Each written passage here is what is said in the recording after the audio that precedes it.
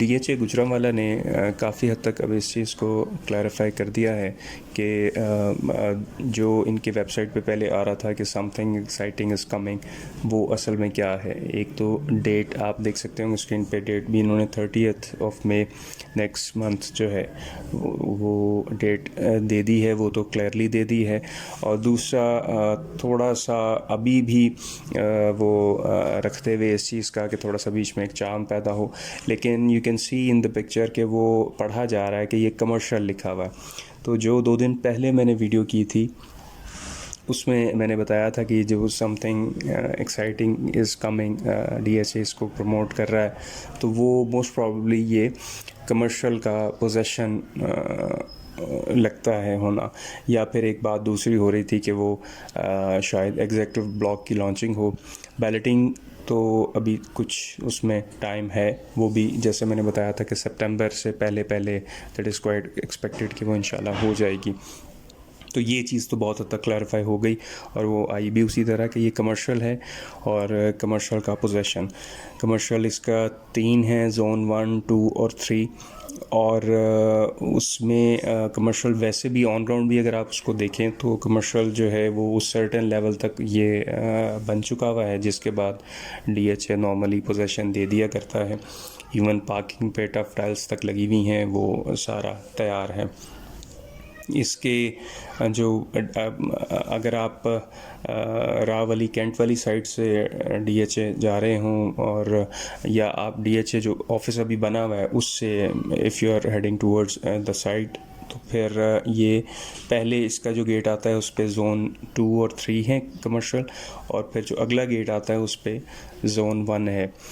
बड़ा अच्छा सा कमर्शियल है वैसे इसका, मेन बिल्कुल जीटी रोड के साथ ही पूरा प्रोजेक्ट। ऑब्वियसली ये जीटी रोड के इसका जो पोर्शन एक 2 गेट इसके GT road, main GT road के ऊपर लगते हैं।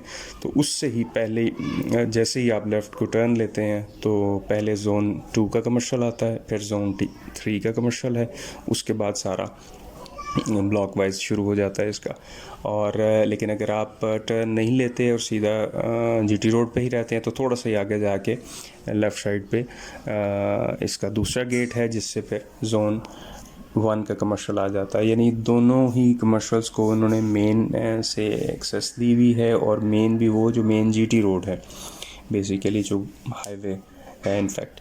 और उस हवाले से इंशाल्लाह ओवरऑल इम्पैक्ट तो इंशाल्लाह इसका आएगा, जो नज़र आ रहा है इंशाल्लाह के कमर्शियल की मोस्ट प्रोबेबली प्राइसेस जो हैं वो रिकवर हों, और रेजिडेंशियल पे भी कोई ना कोई इम्पैक्ट इंशाल्लाह इसका आएगा।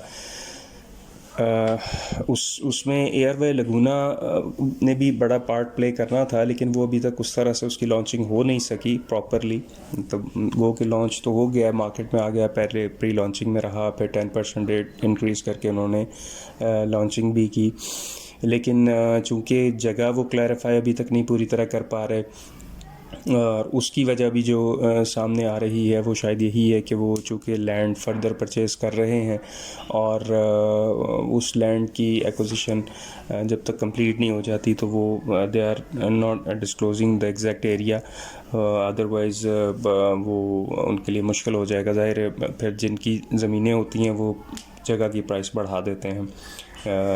कीपिंग एंड व्यू के जी एक बड़ा प्रोजेक्ट में हमारी लैंड आ गई है, तो इन्होंने तो बाय करनी है, उस वजह से उसको उस जगह को प्रॉपरली डिस्क्लोज़ नहीं कर रहे। लेकिन इसका एक नेगेटिव इम्पैक्ट लोगों पे भी यही आ रहा है कि वो they have become bit shaky के, मतलब जगह का अभी तक पता नहीं है, तो हम इन्वेस्ट इसमें करें ना करें। जिन्होंने एयरवे लगूना में परचेज़ कर लिया हुआ है वो अभी ये सोच रहे हैं कि हम इसको रखें या इसको कुछ ना कुछ ऑन जो भी मिलता है उस पर इसको निकाल दें। तो ये चीज़ें जब क्लैरिफाई होंगी तो फिर इंशाल्लाह ये उम्मीद है कि रिकवर करेगा।